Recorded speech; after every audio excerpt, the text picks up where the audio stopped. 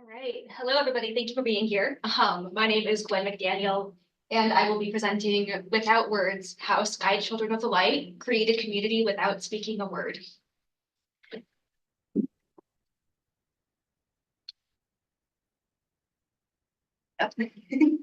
And I am recovering from a little cold, so apologies if I'm a bit congested. So online gaming traditionally has sort of a negative reputation. This quote here is from Genova Chen, the founder of that game company, in which he expresses, most other players I ran into in online games, they had no interest in becoming friends or in sharing feelings with me. It felt very lonely. I had three major sources for my literature review. All three of them spoke about the lengths that people will go through to try and form some form of connection with people online. Traditionally, online games try to circumnavigate that with global chat, but it doesn't always go well, and I'll get a little more into that in a moment. And so this quote in 2013 was spoken at an annual DICE summit, which is essentially TED Talk for game developers. And Genova Chen here proposed, what can we do to help people form connections in video games? And like I mentioned, traditionally, global chat is the solution to that, but it can result in a lot of advertising, people trying to sell things. It can result in trolling, people just being silly and being dumb. Or sometimes you can just get downright negativity and toxicity in these chats. So Genova Chen's solution to that was the 2012 game Journey. Journey was very revolutionary and took great strides in helping people learn how to communicate in a more supportive, helpful way. But unfortunately, due to time restraints, I don't have a ton of time to talk about that today. So the reason it's relevant for this conversation is because it led to the creation of Sky Children of the Light, which is the game that I will be focusing on for the rest of my presentation. So I'm just going to play the launch trailer here as I talk a little bit about what Sky is so that you guys can get a sense of the game and how it plays. And let's try a little audio here, see if it's okay. So Sky launched in 2019 for the iOS, and it very quickly expanded to Android, Switch, PlayStation, and most recently PC. The story of the game is that you're dropped in a desolate, abandoned world where you are tasked to cleanse the darkness and to cure the spirits of the dead. Along the way, you're reborn.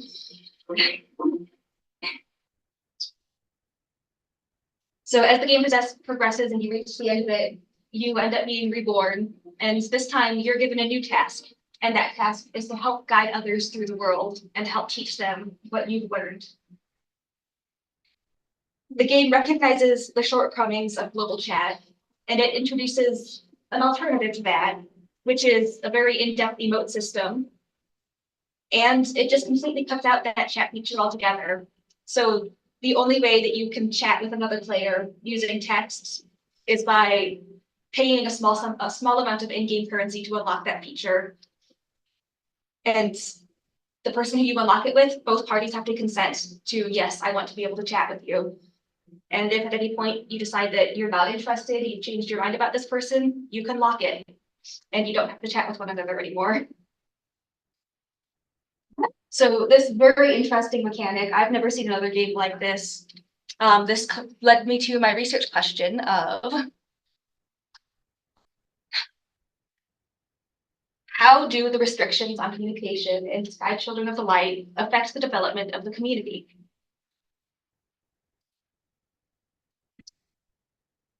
My research methods, I relied very heavily on interviews.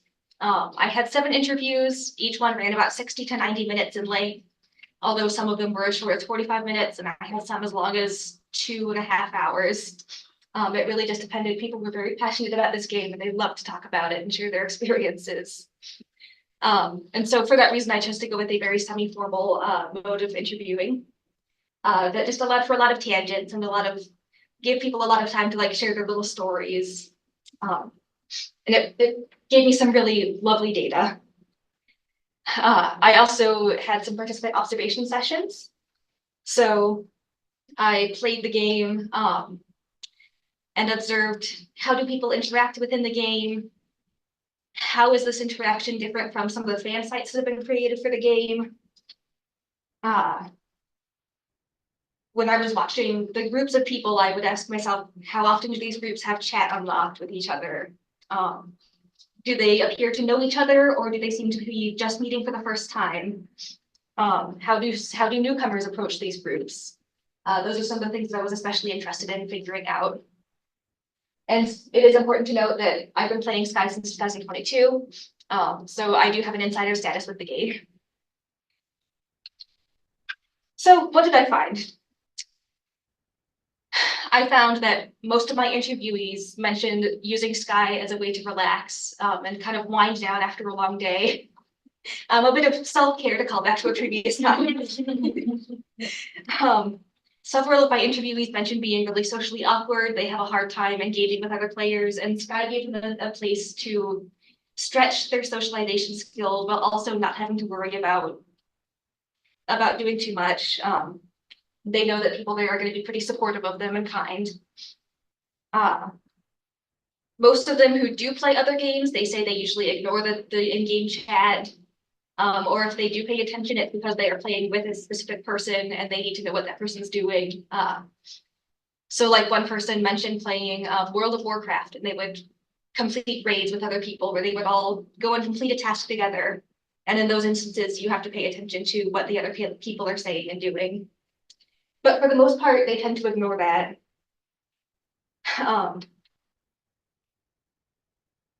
So they did mention, though, that if other games offered these restrictions on chat like Sky has, they would probably be more likely to explore other options and see what else is out there. But they also mentioned that these restrictions aren't the only thing that keeps them playing Sky. It's not the only reason that they feel the community is so supportive. The emotes are a big one that got brought up a lot. Emotes are effectively pre-programmed little actions that your character can do, things like clapping your hands, waving, or doing a little dance. And these are used to sort of communicate general moods or encourage others to do something to show thanks to them. But unfortunately, Sky has over 150 emotes. Wow. And that can be really hard to navigate sometimes. So a lot of players mentioned that they would like to see that system recategorized to make it easier to communicate with others. I also found that this purpose of trying to encourage socialization and cooperation was built into the very structure of the game. Many events, like this event here, it's referred to as the geyser event, and it effectively has players gather together, and then this geyser will shoot out little stones of darkness that you get to run around and collect. And those darkness stones give you in-game currency, which allow you to progress your friendships with others and to unlock more cosmetics to customize your appearance. So here we have a group of players at these events, and there's a lot of downtime during these events to just spend time socializing, having fun. This group, we've collected a bunch of crabs and we're all crab walking around it, just having a good time. Sky also makes good use of third spaces, which are just locations that don't serve a purpose other than existing there, and giving you an opportunity to exist with them. Sky also uses a very interesting guide mechanic in which new players can indicate that they're lost, they're confused, and this will let more experienced players know that they can take this player's hands, guide them around the world, and help them find secrets. And lastly, since Sky is very focused on movements, as the name might imply, there's a lot of flying involved. And so being close to other players actually allows you to fly farther, fly better. There are certain stunts that you can only pull off if you're with groups of other people. So that mechanic right there is another big reason for people to socialize. So in conclusion, online gaming tends to be very stressful and high energy, and that makes it isolating for a lot of people who struggle to socialize, who struggle with that extroverted nature. The access to global chat doesn't really help those matters, as it allows people to troll and be negative. But Sky Children of Light tries to solve that issue and give people a place to unwind by encouraging restriction on chat, small server sizes, and casual exploration-based gameplay. I'd like to give a big thank you to Nancy Everhart, my advisor. I probably wouldn't have made it this far without her guidance and support. Thank you to Team Nancy, Kaylin, Sora, and Farida. Love being able to bounce my ideas off of you guys, get your feedback. Massive thank you to my interviewees. You guys are what inspired me to work on this project. And of course, thank you to the staff at that game company for creating Sky and inspiring so many people.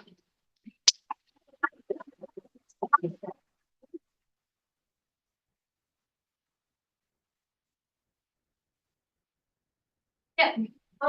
In thinking of like the implications of this game, it kind of reminds me of like Twitter, which is like now X or whatever, and how like, you know, we've seen like lots of back and forth on like different regulations for chat and how that can impact like the kind of like things that the platform is used for, like misinformation or designating trans folks, like stuff like that. So I was wondering, I don't know, just kind of like, yeah, how you see like this in-game chat community building strategies in conversation with online community as well. Yeah, so there's definitely been some experimentation with what is and isn't allowed with in-game chat. I did find that a lot of people do take to fan sites if they find that chat is too restrictive. For example, the in-game chat doesn't allow people to post links or URLs, which means that if you want to share a friend code with somebody and add them as a friend, you have to do that through an outside site or pay in-game currency to do that. So if someone wants to add a friend, especially if it's a newer player who doesn't have as much currency saved up, they will often reach out to them on a fan site in order to do that. The game has also experimented a lot with like what kinds of language are allowed and what isn't allowed. They have, I believe, different restrictions in place based on how many people you have chat unlocked with in your server. So if you're with a lot of people, you're not allowed to cuss. You're not allowed to say like the name of social media websites. But if it's like just you and one other, chat's a little more free. Yeah. We touched a bit on the emotes and how large it is.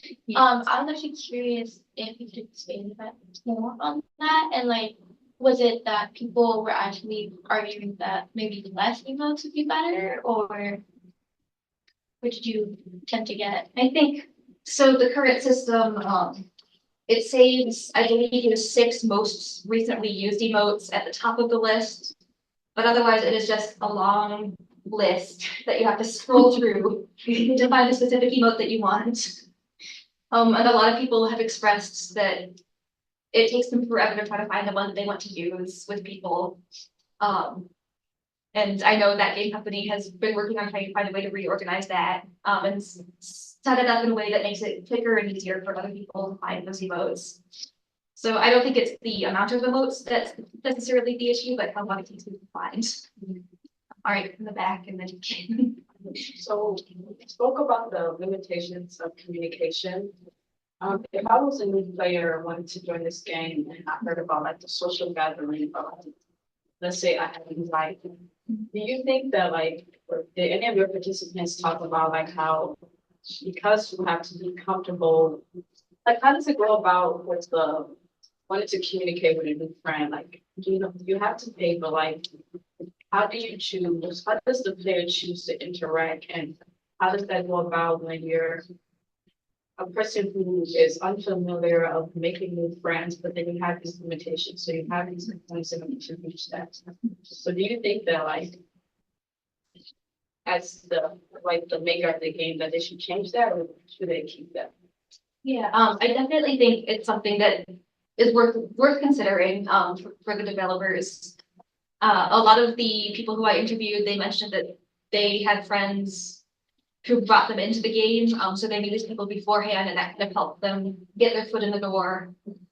I know for me personally, I'm also very socially awkward. I had a really hard time approaching players in game, so I went to YouTube and I found some really awesome people who talked about the game and introduced like, here are some ways that you can meet people in the game and get to know other people. So there are definitely sources out there. In game, it's not super well communicated.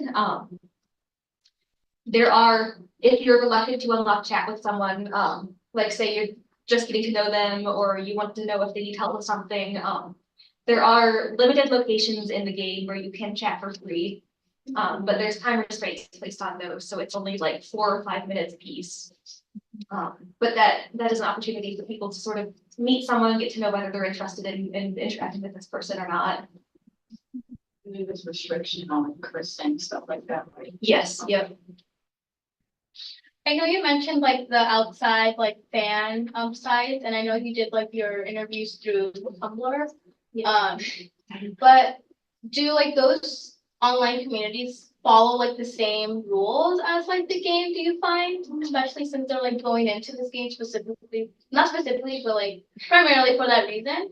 Yeah, I do find that the environments are definitely very similar. It's a very supportive space. The two that I'm most active in are on Tumblr and on Discord. And people are it's very cozy, very homely, like very homey there.